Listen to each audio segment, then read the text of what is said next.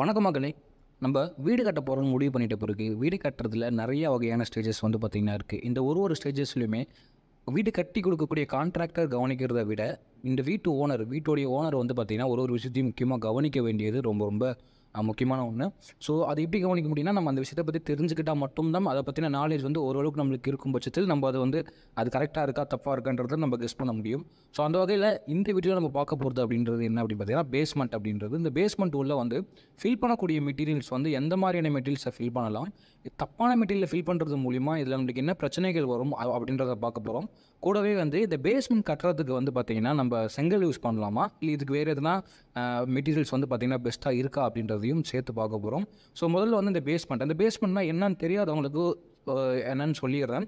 Basement அப்படின்றது வந்து நம்ம பிளாட்டோடைய பக்கத்தில் ரோடு இருக்கும் பார்த்திங்களா, இந்த ரோடுலேருந்து நம்ம வீடு கட்ட போகிறோம் அப்படின்னா, இந்த ரோடுலேருந்து நம்ம வீட்டோடைய ஃப்ளோர் லெவல், நம்ம வீட்டு உள்ளே போனால் நம்ம டைல் போட்டிருக்கக்கூடிய ஃப்ளோர் லெவல் இருக்குது பார்த்திங்களா, அது நம்ம ரோடு லெவல்லேருந்து எவ்வளோ ஹைட் இருக்கணும் அப்படின்றத ஃபிக்ஸ் பண்ணுறது தான் வந்து பார்த்திங்கன்னா இந்த பேஸ்மெண்ட் அப்படின்னு சொல்கிறோம்.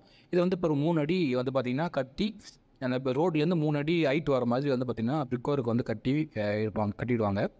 இந்த கட்டிட்டு இது உள்ளே வந்து பார்த்திங்கன்னா ஃபில் பண்ணணும். இது உள்ள கேப் இருக்கும். ஸோ இது உள்ள ஃபில் பண்ணுறதுக்கு என்ன மெட்டீரியல் யூஸ் பண்ணலாம் அப்படின்னு பார்த்தீங்கன்னா, இதுக்கு வந்து நல்ல மண் வாங்கி நம்ம வந்து பார்த்திங்கன்னா ஃபில் பண்ணணும். நல்ல ஒரு சவுரி மண்ணுன்னு சொல்லுவாங்க. அந்த மாதிரி மண் வந்து நம்ம வாங்கி ஃபில் பண்ணோம். இதுக்கு பதிலாக செலவை குறைக்கிறோம் அப்படின்றதுக்கு என்ன பிரச்சனை, என்னென்ன பண்ணுவாங்க அப்படின்னா, இதில் வந்து களிமண்ணை ஃபில் பண்ணுவாங்க. அப்படி இல்லைனா பில்டிங்கை உடச்ச ரப்பீஸ்னு இருக்கும், ஓகேங்களா, செங்கல் இதெல்லாம் உடச்ச ரப்பீஸ் மாதிரி இருக்கும். இதை வந்து ஃபில் பண்ணி மூடிடுவாங்க. இந்த மாதிரி பண்ணும்போது ஃப்யூச்சரில் என்ன பிரச்சனை வரும் அப்படின்னு பார்த்தீங்கன்னா, நம்ம இதுக்கு மேலே போட்டிருக்கக்கூடிய ஃப்ளோர் டைல் வந்து பார்த்திங்கன்னா, எய்தர் நம்ம வந்து சிமெண்ட்டு தர போட்டாலும், இல்லை வந்து டைலை வச்சு டைல் ஃப்ளோரிங் போட்டாலுமே, இந்த மண் வந்து பார்த்திங்கன்னா உள்ளே நம்ம வந்து ரப்பீஸை ஃபில் பண்ணியிருந்தோம் அப்படின்னா, ஃப்யூச்சரில் என்ன ஆகும்னு பார்த்தீங்கன்னு வச்சுக்கோங்களேன், இந்த மண் அப்படியே கீழே இறங்கிடும். ஏன் அப்படின்னா, இந்த ரப்பீஸ் வந்து பார்த்திங்கன்னா ஒன்று கேப் அதிகமாக இருக்கும். இது ஒன்றா போயிட்டு ஒழுங்காக பேக் ஆகாது, அதாவது காம்பேக்ட் ஆகாது.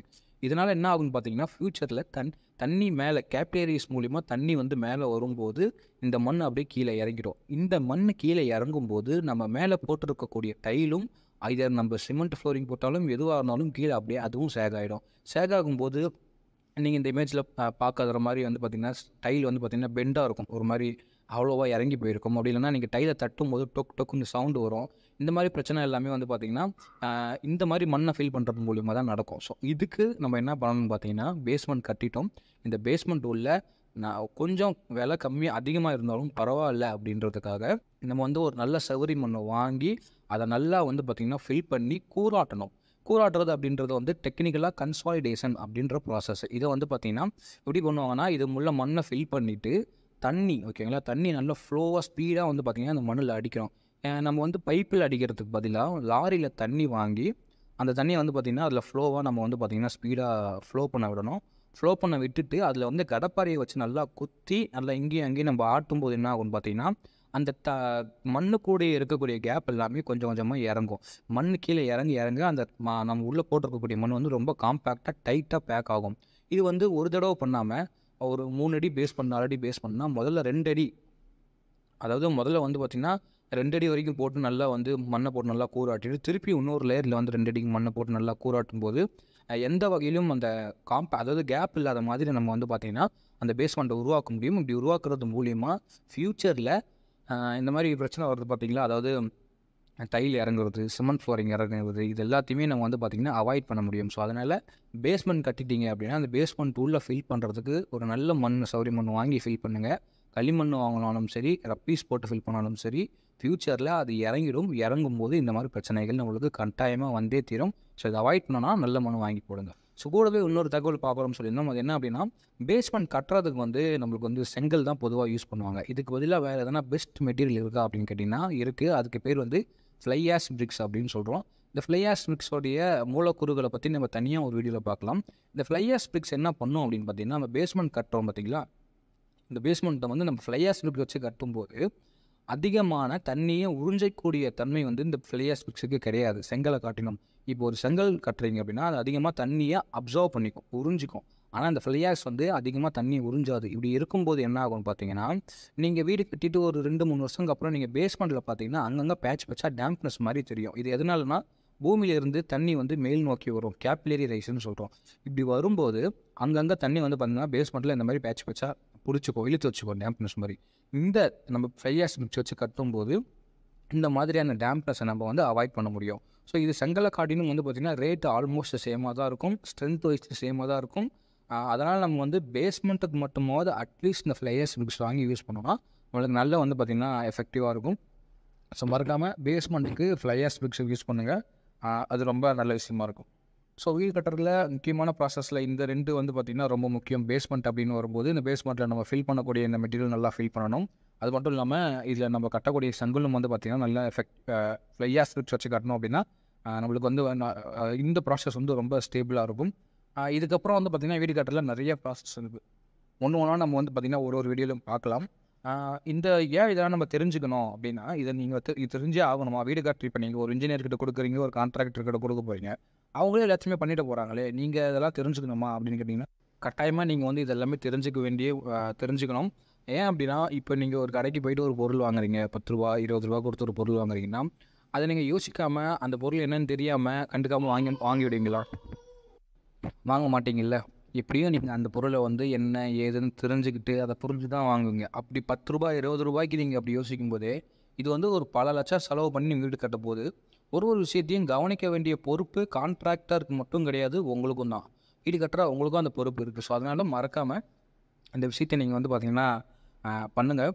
நான் ஏன் இதை சொல்ல வரேன் அப்படின்னா எனக்கு தெரிஞ்ச ஃப்ரெண்ட் சர்க்கிளில் வந்து பார்த்திங்கன்னா ஒருத்தர் வீடு கட்டிட்டு இந்த பேஸ்மெண்ட் லெவல் வரும்போது இந்த மாதிரி மண்ணை வந்து என்ன மண் போடுறாங்க அப்படின்றத செக் பண்ணாமல் ஏதோ போடுறாங்க அப்படின்னு அவர் கேஷுவலாக விட்டுட்டுருக்காரு.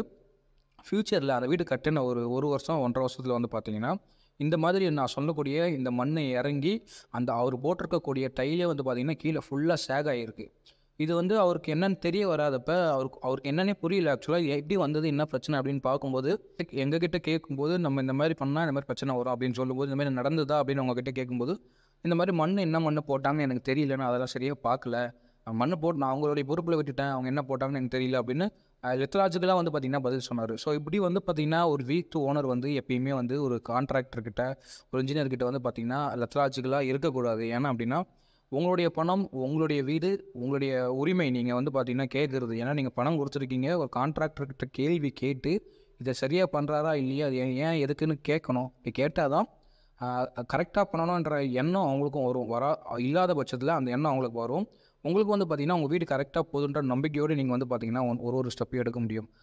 நீங்கள் இந்த மாதிரி வந்து ஒரு சின்ன சின்ன விஷயத்தை தவறுதலாக வந்து அதாவது கண்டுக்காமல் விட்டுட்டீங்க அப்படின்னா ஃப்யூச்சரில் இந்த மாதிரி இந்த பேஸ்மெண்ட்டுன்னு மட்டும் கிடையாது, இந்த மாதிரி வீட்டில் நிறைய பிரச்சனைகள் வந்து பார்த்திங்கன்னா உங்களுக்கு அடுக்கடுக்காக வரும். கிராக் வரலாம், வாட்டர் லீக் ஆகலாம், நீங்கள் பூசின சவுறு வந்து திடீர்னு வந்து பார்த்திங்கன்னா கை வைக்கும்போது உதிர்ந்து வந்து கீழே கொட்டலாம், பெயிண்ட் வந்து பார்த்திங்கன்னா பிளிஸ்டர் ஆகி கொஞ்சம் கொஞ்சமாக வெளியே வரலாம், டைல் இந்த மாதிரி பிரச்சனை வரலாம்.